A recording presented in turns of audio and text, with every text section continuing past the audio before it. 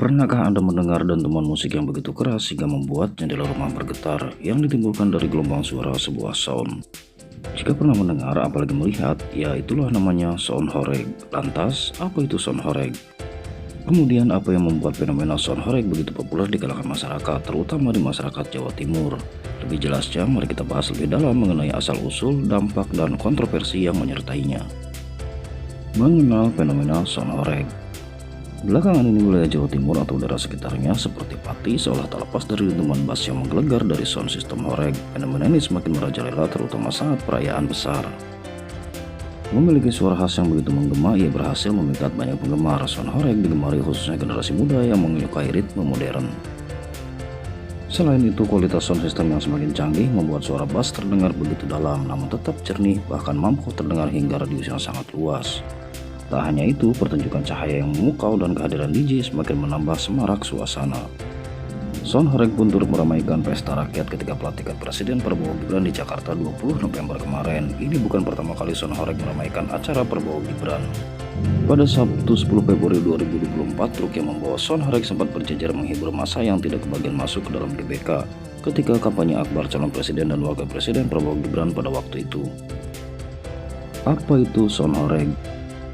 Menurut Kamus Bahasa Jawa Indonesia atau KBJI oleh Kemendikbud, kata horeg memiliki arti bergerak atau bergetar. Horeg merupakan sebuah istilah yang berasal dari bahasa Jawa kuno. Istilah horeg memiliki arti gempa atau berguncang. Adapun pengertian sound horeg secara rinci adalah sound system yang melebihi batas atau sound horeg. Sound horeg merupakan sebuah fenomena yang berkembang di kalangan masyarakat dengan memanfaatkan alat penghasil suara dengan volume yang cenderung tinggi.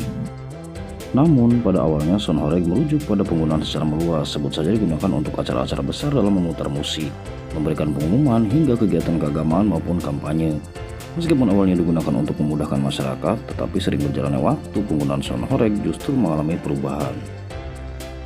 Dikatakan bahwa penggunaannya kini semakin sulit untuk dikendalikan hingga memberikan dampak yang kurang baik bagi masyarakat sekitar, terutama yang berkaitan dengan ketertiban umum. Hal tersebut dikarenakan sound horeg yang digunakan saat ini cenderung memicu kebisingan hingga penggunaannya dilakukan di waktu yang tidak tepat. Bahkan tidak jarang sound horeg mampu memicu konflik tertentu di tengah-tengah masyarakat yang merasakan dampak dari suara yang dihasilkan.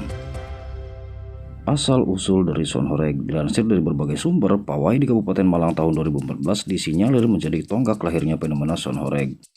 Parade tersebut menjadi sebuah perayaan yang menggabungkan unsur tradisional dan unsur modern. Sementara itu, David Stefan Laksamana, Ketua Paguyuban Sound Malang Bersatu, mengamati adanya pergeseran signifikan dalam penggunaan sound horeg sejak tahun 2015. Menurut David, awalnya karnaval yang menjadi pusat perhatian, tapi sekarang justru sound sistemnya yang menjadi bintang utama. Penari, pengiring, dan talent hal lainnya seolah menjadi pelengkap saja.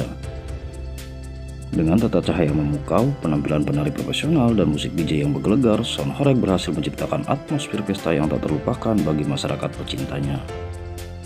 Bagi masyarakat setempat, sound horeg lebih dari sekedar hiburan. Acara ini menjadi wadah bagi mereka untuk mengekspresikan identitas budaya sambil tetap mengikuti tren musik terkini. Selain itu, penggabungan unsur tradisional seperti tarian jaranan dan musik elektronik menciptakan harmoni yang baik.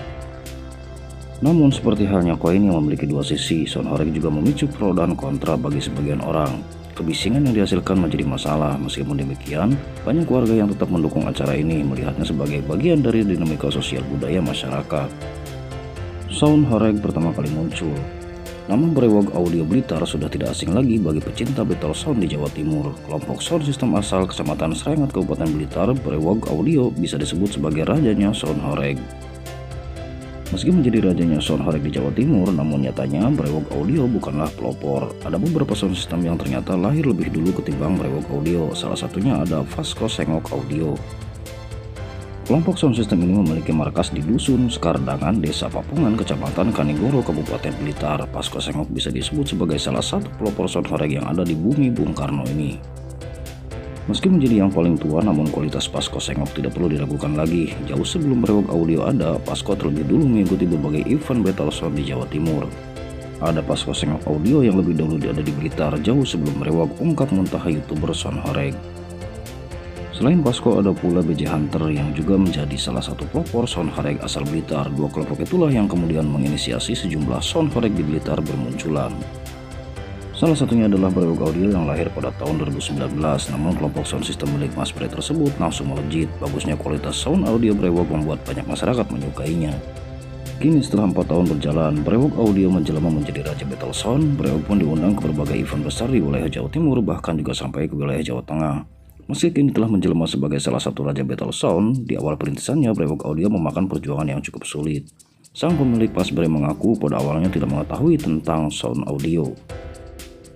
Pria yang memiliki Brewok ini kemudian belajar dari YouTube dan teman-teman yang lain tentang sound audio. Pada awal merintis, Mas Bre harus berjuang mengenalkan Brewok Audio ke masyarakat. Pro dan kontra sound horeg. Sound horeg tidak hanya populer di acara besar atau festival, namun juga acara keagamaan. Hal tersebut tentu kemudian membuat kontroversi.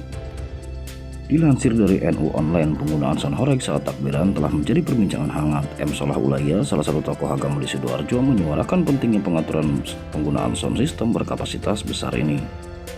Ulaya menjelaskan bahwa perlombaan untuk mendapatkan suara paling keras dapat menimbulkan gangguan terhadap masyarakat sekitar, terutama bagi mereka yang memiliki bayi, orang sakit, atau lansia. Kegiatan takbiran seharusnya menjadi bentuk ungkapan syukur dan membawa kedamaian, bukan malah membawa kebisingan. Selain itu, Ulaya juga mengingatkan bahwa inti dari perayaan Idul Fitri adalah rasa syukur dan kebersamaan. Penggunaan sound system yang berlebihan dapat mengalihkan fokus dari makna sebenarnya dari Hari Raya Idul Fitri itu sendiri. Kesimpulannya, fenomena masyarakat tidak bisa dicegah, hanya pentingnya berkoordinasi dengan pihak-pihak terkait tentang penggunaan sound horeg di acara-acara perayaan. Mari kita meriahkan acara tanpa ada masyarakat yang merasa terganggu, tetap saling menghargai, salam damai, dan semoga bermanfaat. Bagaimana menurut pendapat kalian? Tulis di kolom komentar.